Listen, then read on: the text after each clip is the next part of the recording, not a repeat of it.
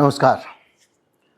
Donald Trump Iran के लिए जितना बड़ा विलेन साबित हुआ, उससे भी ज़्यादा बड़ा विलेन वो अपने सहयोगियों के लिए साबित हो रहा है, अपने देश में हो रहा है। और तो और अमेरिका के भी खिलाफ डोनाल्ड ट्रंप ने विश्व बीज बो दिए हैं। हर तरफ से अमेरिका के लिए मुसीबतें खड़ी होती चली जा रही हैं। जो सहयोगी देश हैं, जाहिर बात है वो अमेरिका से अब दूरी रखेंगे। ये भी है कि इजराइल अब फूंक फूंक कर कदम रखेगा।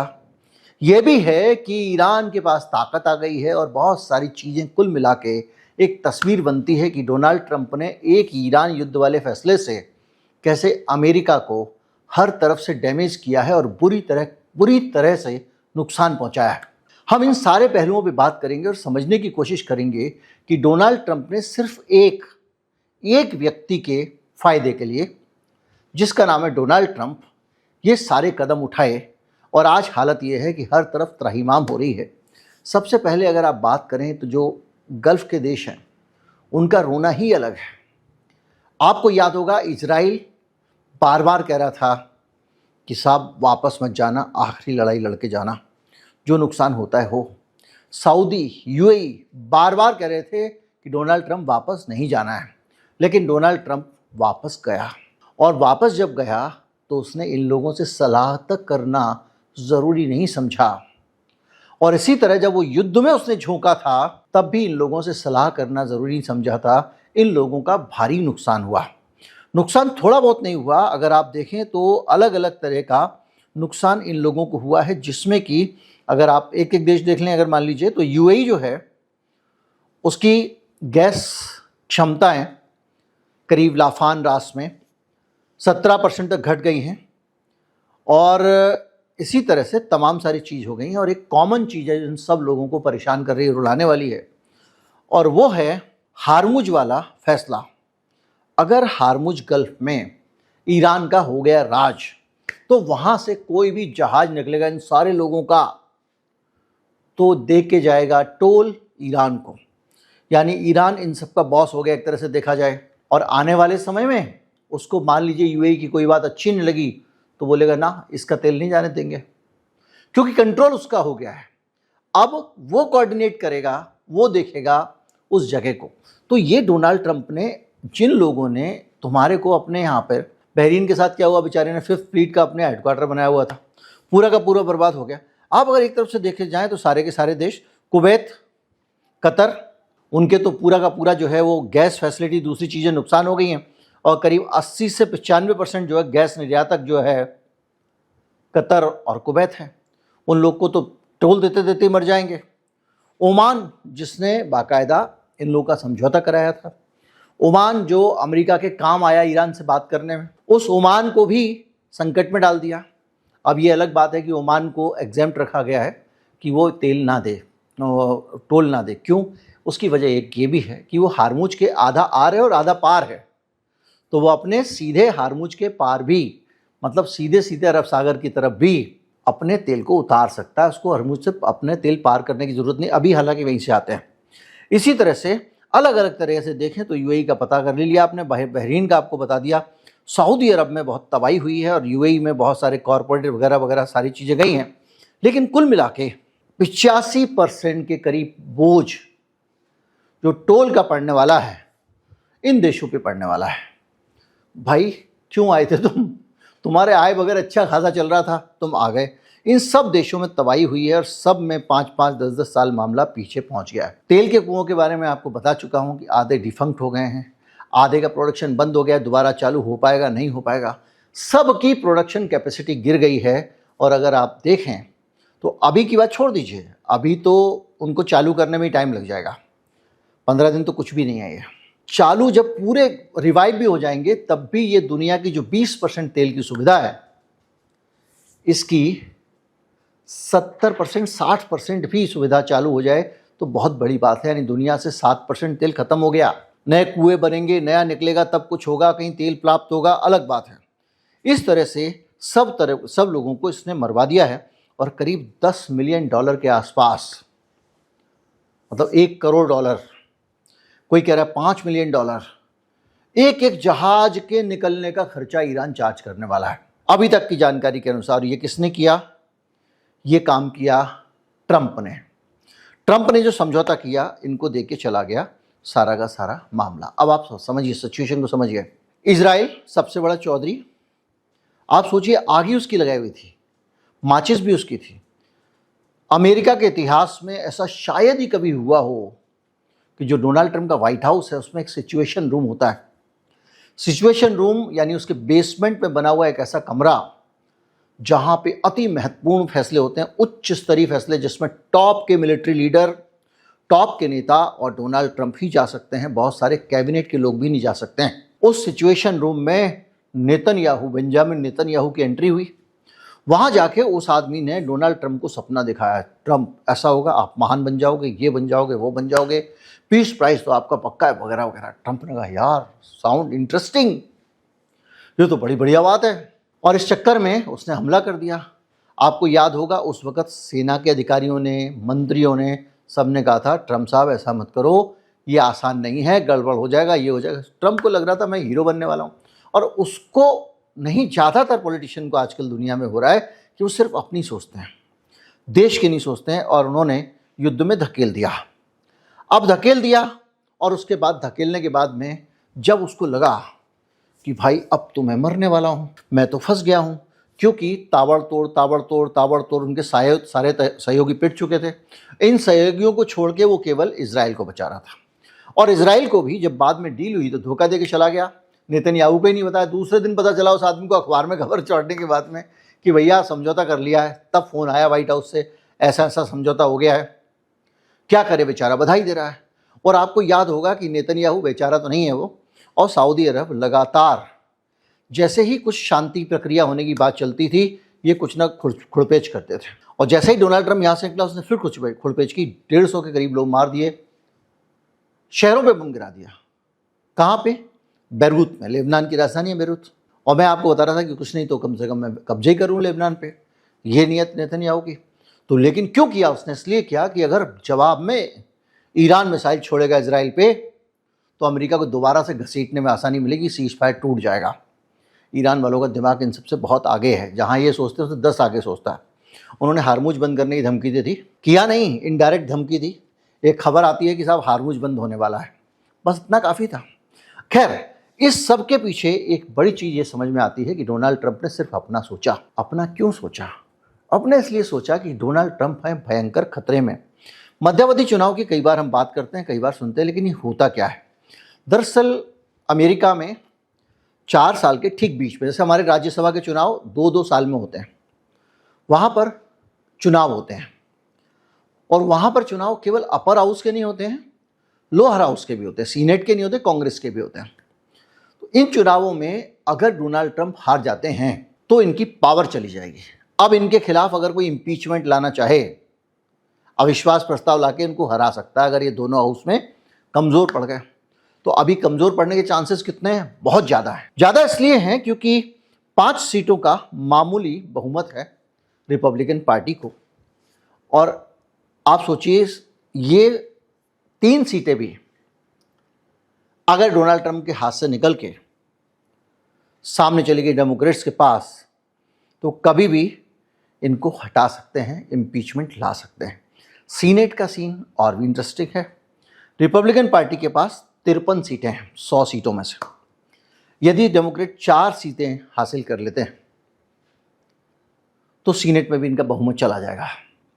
फिर ऐसी सिचुएशन में सबसे बड़ी समस्या डोनाल्ड बाबू ट्रंप के सामने ये है कि अगर ये गया तो गद्दी गई समझो।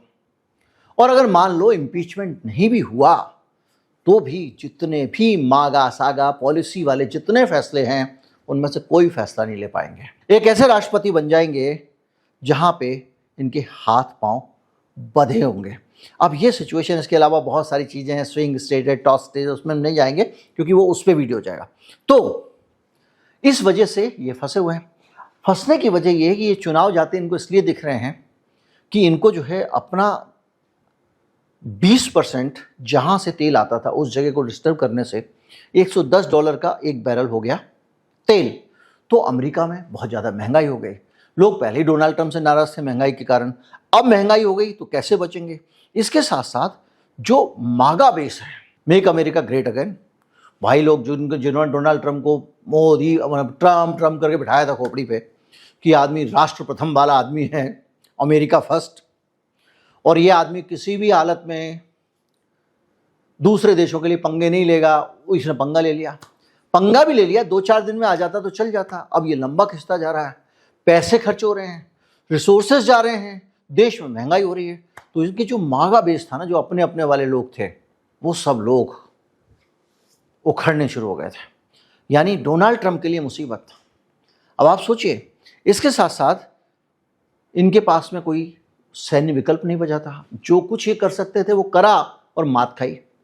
अब एक एस्केलेशन का खतरा था, यानी युद्ध और ज़्यादा बढ़ जाता तो सालों साल चलता, शायद वो सीरिया वाली हालत हो जाती ईरान की, या कुछ और हो जाता। ईरान वाले ज़्यादा ऑर्गेनाइज तरह से कर रहे हैं तो अमेरिका को भी बहुत डैमेज होता, इजराइल भी इस बीच में तबाह हो सकता था पूरा। तो इस पूरी सिचुएशन में उनको ये लगा कि बॉस अब ज़्यादा बढ़ा तो मारे जाएंगे। नाटो वाले साथ नहीं आए, कहना भाई क्या पागलपन है, तू जाके पंगा ले लेगा, हम जैसा लड़ने जाएंगे क्या, मान आ गई तेरे ऊपर हमला होगा तो हम साथ में रहेंगे, बचाएंगे तेरे को। लेकिन ये थोड़ी है इसका मतलब तू जाके पंगे लेने लगे, उधर मार पीटने मारने करने लग जाए। यही तो कर रहा है ना ट्रंप। भाई आपका जो है आर्टिकल 5 जो है नेटो का, वो ये कहता है कि अगर एक के ऊपर मुसीबत आई तो सबके ऊपर मानी जाएगी। वो तब है जो कोई हमला करने आए, कोई मुझे पीटने आएगा तो सब बचाएंगे, ये है सिंपल। इसका मतलब ये नहीं है सड़क चलते हर आदमी को थप्पड़ मारने लोगों को सोचो कि ये लोग मेरे साथ तो हैं। डोनाल्ड ट्रंप ने वही किया और इस बार नाटो ने भी उसको ठुकरा दिया। अब इन सारी चीज़ों में फंस गया ट्रंप। वो डील मेकर हूँ मैं, वो क्विक एग्जिट कर गए वो, क्योंकि उनको लगा तो फंस गया हूँ मैं, तो चप्पल हाथ में लेके भागे। मैंने अगले वाले वीडियो में थंबनेल में लगाया वो वीडियो, खासतौर पर फोटो, कि ट्रंप चप्पल हाथ में लेके भाग रहे हैं। और ये क्यों भागे? क्योंकि उनको ये लगा यार मैं जो है मेरे को नुकसान होने वाला निजी तौर पे, चुनाव हार जाऊंगा। इन सब चीज़ों से क्या मागा में क्या ट्रंप की पॉपुलैरिटी का मसला है? ये सारी चीज़ें ट्रंप से जुड़ी हुई ना, इसका अमेरिका से तो कोई मतलब नहीं है। लेकिन इसने अमेरिका को बहुत नुकसान पहुंचाया, जैसे गल्फ देशों को सबको नुकसान पहुंचाया, बहरीन हो, कतर हो, कुवैत हो, यूएई हो, आपका सऊदी हो, इवन इजराइल हो, जितना नुकसान इन सब का हुआ और इनको छोड़ के भाग गया भाई। जैसे ही इसको लगा कि यार मैं तो कूट पीट नहीं पाऊंगा तो तुम जानो, तुम्हारा काम जाने, कॉलेज में लड़ाई होती है जैसे, एक बंदा निकल जाता सबको छोड़ के, भाग जाता है चप्पल उठा के, वो कर गया।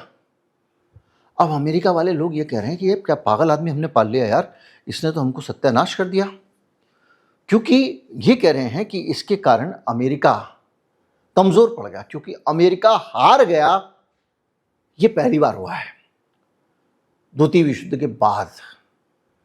लड़ता था, आ जाता था, हार के नहीं भागता था। तो अब ये एक मैसेज चला गया जिस पर हमने पहले भी बात की थी कि अमेरिका अब इनविंसिबल नहीं रहा, अमेरिका को हराया जा सकता है। ये एक बड़ी चीज़ सामने आई, क्योंकि इनके हथियार भी ख़त्म हो गए थे, वो भी बड़ी बात थी। और जो मुख्यधारा का मीडिया है वहाँ वो कह रहा है कि यूएस पावर जो है अंडरमाइन हो गई है, और ट्रंप का जो रिवर्सल जो है उसने अमेरिका की लिमिट को एक्सपोज कर दिया है कि अमेरिका की सीमा कहाँ तक है। भाई हम लोग भी समझते थे बड़ा भारी कुछ होगा, लेकिन उसकी एक सीमा है, यानी आप उस सीमा को कुचलने के हिसाब से अगर तैयारी करो तो उसको हरा सकते हो।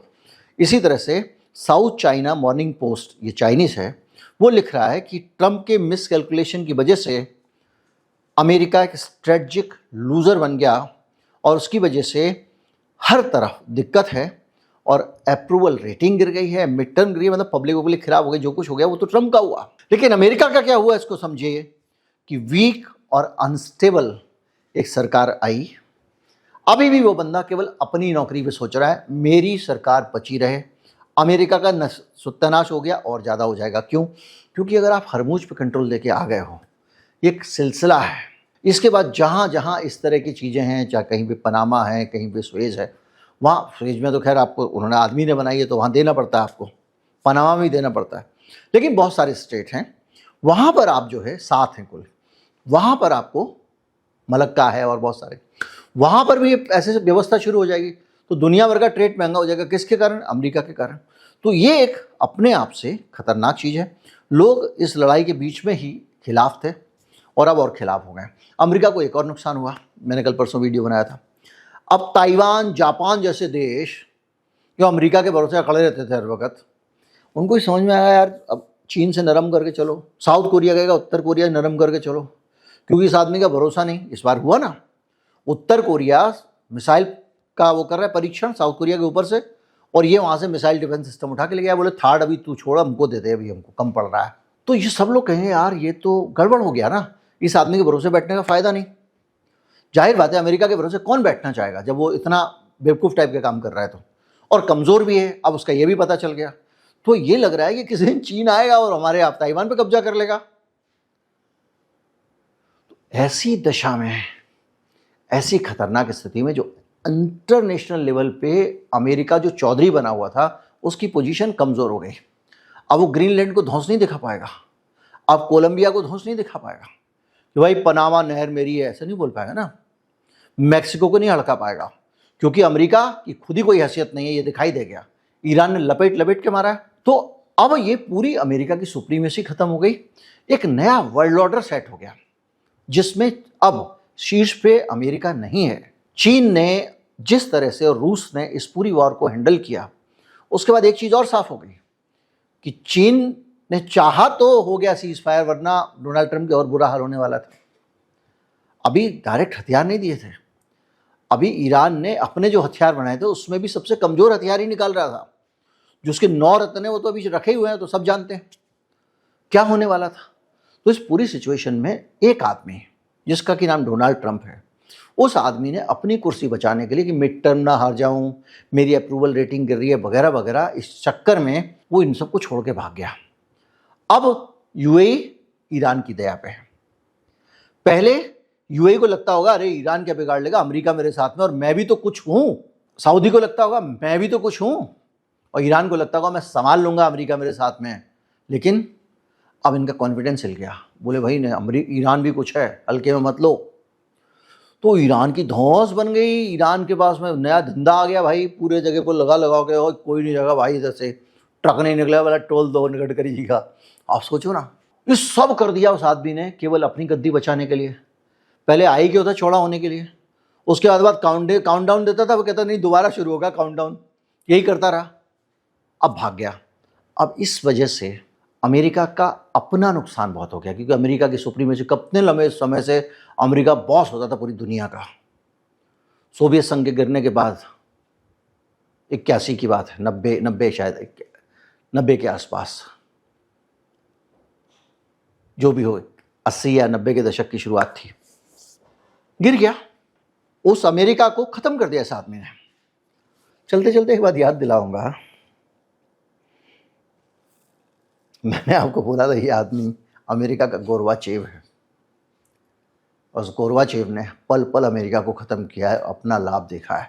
और इसीलिए सहयोगी परेशान, देश के लोग परेशान, देश में पार्टी के लोग परेशान, क्योंकि पार्टी खतरे में आ गई है। और अभी तो पार्टी शुरू हुई है, देखिए आगे आगे क्या होता है। और आप मेरी गोरबाचेव वाली बात याद रखिएगा, ये बहुत बड़ी भविष्यवाणी थी जो लगातार सही साबित हो रही है। वीडियो को दोस्तों तक पहुंचाना है, शेयर करना है। नमस्कार, जय हिंद।